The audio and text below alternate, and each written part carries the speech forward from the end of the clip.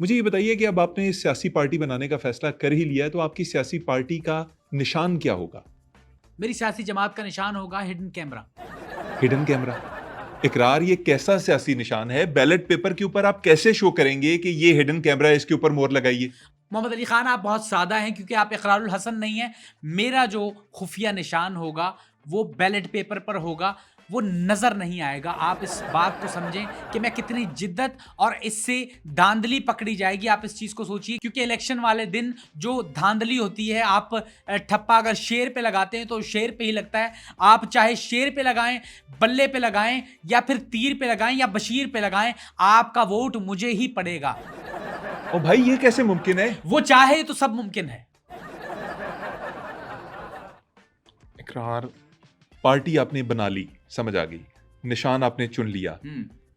Party funding कहां से आएगी? इसके लिए भी मेरे पास एक जामे प्लान है कि माजी में जिन जिन पे मैंने छापे मारे थे उन सब के नंबर और नाम आज भी मेरे पास हैं। ब्लैकमेलिंग करेंगे आप? पैसे लेंगे उन लोगों से? मेल का तो अब दौर ही नहीं, मैं तो उनको फोन करूंगा कि यार सॉरी, मैंने आप पे छापा मारा था, अब वो काम मैं छोड़ चुका हूं, इस पार्टी में, इस जमात में इसको परवान चढ़ाने के लिए मेरा साथ दें। और मैं ये बात दावे से कह सकता हूं कि वो लोग क्यूट और आजाद ख्याल होंगे, वो मेरी हेल्प जरूर करेंगे। फंड रेजिंग इतना बड़ा मसला नहीं है। क्यूट और आजाद ख्याल, ये क्या कह रहे हैं आप? अब देखिए, मैं आपको क्लियर करके बताता हूं कि लेट सपोज एक डॉक्टर है, वो बगैर डिग्री, बगैर हॉस्पिटल, बगैर लाइसेंस वो गुर्दे या दिमाग का या जो भी ऑपरेशन कर रहा है और गंदी जगह पे कर रहा है, लेकिन आप इस बात से हिसाब लगाइए कि वो आजाद ख्याल और क्यूट है तो वो ये कर रहा है। क्या फरते जज्बात में मैं कुछ ज्यादा कह गया? इकरार, आपने छापों का जिक्र किया, मुझे ये बताइए कि आपने अपने प्रोग्राम सरे शाम में जिन जगहों पे छापे मारे, उनमें कोई ऐसे वाकयात हुए हों जो आपके जहन में नक्श हो गए हों? यार, मुझे एक वाकया याद आ गया। मुझे याद पड़ता है, मैं एक दफ़ा एक कहवा खाने गया और मैंने उनसे कहा कि 2 चाय दे दो। वो कहते हैं हमारे यहाँ चाय नहीं मिलती, ये कहवा खाना है, कहवा खाना नहीं। तो मैंने उनसे कहा कि कोई बात नहीं, आपके पास क्या मिलता है? जो आपके पास मिलता है वो ले आइए। फिर पूरे 10 मिनट बाद वो मेरे पास 2 बर्गर लेके आए। आपको पता चल गया उसके बाद कि कहबा खाना क्या होता है? मैं मानता हूं कि मेरी गलती थी क्योंकि मैं नया था। उसके बाद मैंने कहवा खाने पे प्रॉपर छापा मारा, लेकिन वहां का माहौल देख के मैं दंग रह गया। मुझे बहुत अफसोस हुआ इस बात का कि मेरी टीम और मैंने जो मिलके छापा मारा था, जो जो मनाजिर हमने देखे थे वो देखने के काबिल नहीं थे। बहुत अफसोस हुआ था। ऐसा क्या हुआ उस कहबा खाने में? मोहम्मद अली खान, यकीन जानिए कि मैं बता नहीं सकता कि क्या सिचुएशन थी, किस तरह हमने वो मनाजिर देखे। बहुत भयानक मनाजिर थे। मैं देख कर दंग रह गया क्योंकि उस कहवा खाने को 2 मर्द चला रहे थे और एक औरत चला रही थी और उन तीनों ने हेलमेट नहीं पहने हुए थे। इकरार, एक सेकंड। आपको उस कहवा खाने से मसला ये था कि उन्होंने हेलमेट नहीं पहने हुए थे? मेरा मानना है कि किसी भी चीज को चलाने के लिए हेलमेट बहुत जरूरी है। इकरार, आपको छापा स्पेशलिस्ट समझा जाता है। आपने ये काम शुरू किया है इस मुल्क के अंदर।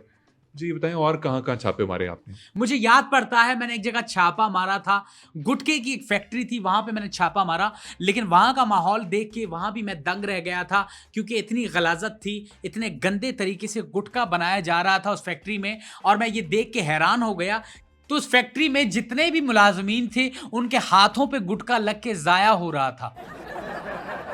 मतलब गुटखा बनाना जुर्म नहीं है, गुटखा ज़ाया करना जुर्म है। मोहम्मद अली खान साहब, आपको बिल्कुल अंदाजा नहीं कि गुटखा कितना खतरनाक है। आप जरा तसव्वुर कीजिए कि आपके मुंह का, मसूड़ों का, जबड़ों का जो हाल करता है वो आपके हाथों का क्या हाल करेगा। आपके हाथों की तो वो एमसी कर देता होगा।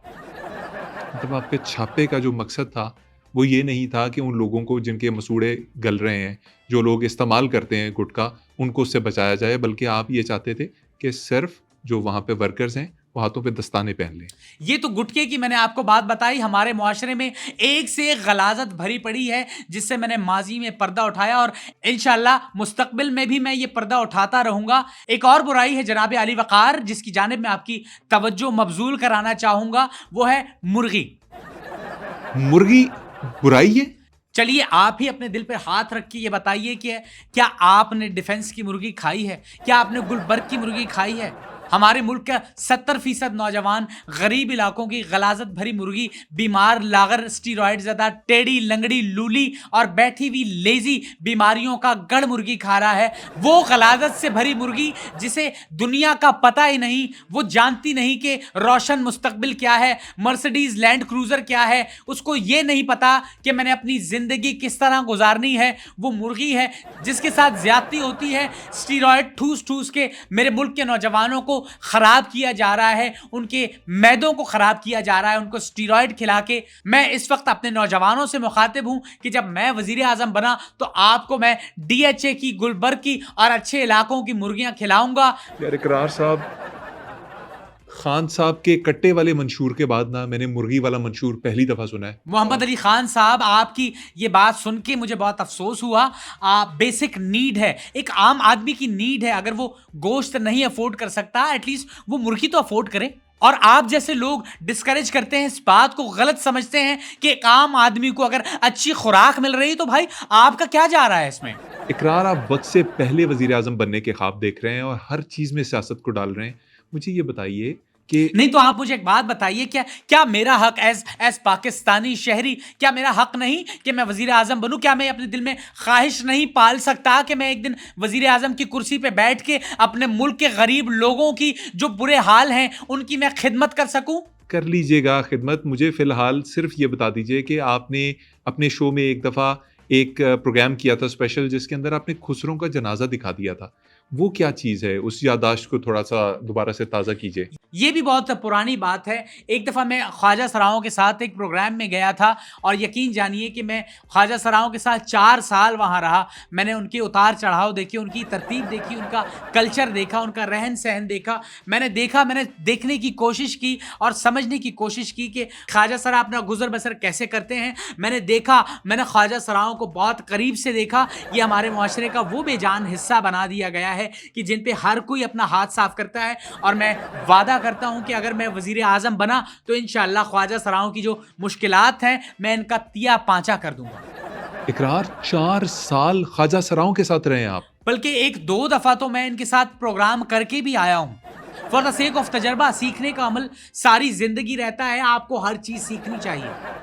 इकरार, एक तरफ आप वजीर आजम बनने के लिए पर तोल रहे हैं, दूसरी तरफ आप ही के चैनल पे काम करने वाले वकार ज़का, वो भी वजीर आजम बनना चाहते हैं। आप दोनों की आपस में कोई गुफ्तगू हुई? सुनने में आया था कि उन्होंने आपको कहा कि मैं वजीर आजम बन जाता हूँ, तुम कोई CM बन जाना। हाँ, वकार ने मुझे पैगाम भेजा, लेकिन वकार को मैंने ये कह के मना कर दिया कि वकार, मैं सोलो फ्लाइट लेके उड़ने वाला आदमी हूँ और तू मेरे लेवल दा नहीं, अपनी लिमिट में रह। मैं आई एम नॉट इंटरेस्टेड। मुझे तेरी तरफ से दी गई वजारत नहीं कबूल, चाहे तू वज़ीर आज़म बने या वज़ीर आला बने, मुझे कोई फ़र्क नहीं पड़ता। मैं तने तनहा ये जमात अगर मैंने बनाई है तो मैं लोगों की मदद से, इन नौजवानों की मदद से इस जमात को परवान चढ़ाऊँगा। और मैं ख्वाहिश रखता हूँ कि इंशाअल्लाह मेरी जमात और मेरी जमात से जुड़े हुए जो लोग होंगे वो एक दिन कामयाब होंगे। और मेरी इस जुर्रत पे, मेरी अकेले चलने पे, मेरे फर्म बिलीव पे, मेरी जाफिशानी, बहादुरी की, परवानी की वजहानी से एक शेर याद आ गया जो एक शायर ने लिखा था कि तला तुम खेज है मुझे, तू पानी को चीर, किनारा वो है वो खड़ा आवाज दे रहा है, वो रुकेगा नहीं वो चीर के दरिया के पास आके। तू किनारे की मौज है, एक सरापा है हुस्न की जिबिल्लत की समंदर है, दरिया की गहराई ते गुतगा पेश वो है किनारा, तू चीरता हुआ लबेबा में शीरी। तू आया इतना देर से मैं इंतजार है क्या? क्या? मोहम्मद अली खान, मैंने आपको शेर सुनाया है। यार इकरार, आपको क्या हो गया? किस किस्म की नज़में पढ़ रहे हैं, किस किस्म के शेर पढ़ रहे हैं? ये तो कोई ढंग का शेर भी नहीं था, जिब्रिश थी ये तो।